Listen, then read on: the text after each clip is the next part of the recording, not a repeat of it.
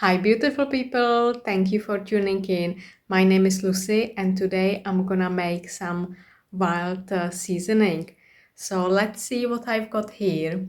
I've got some magnolia petals, so they are dry, and you can see I've got various colors. So it's from different magnolia trees, and enjoy them when they are in season. They are wonderful.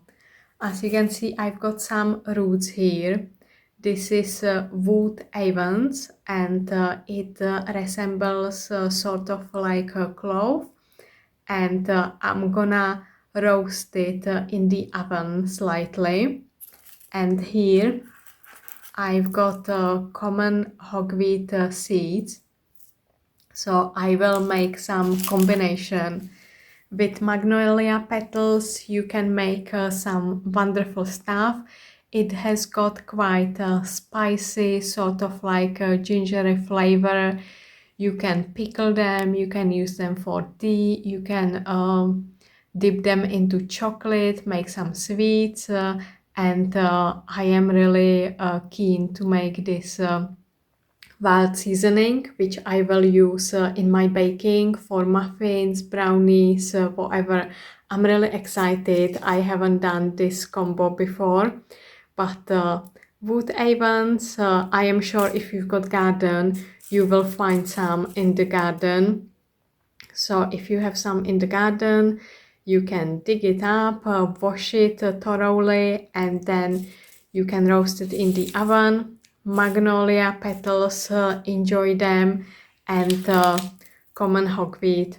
Just be careful with the common hogweed seeds. Make sure you know what you are collecting, and you are not gonna confuse it with the giant hogweed.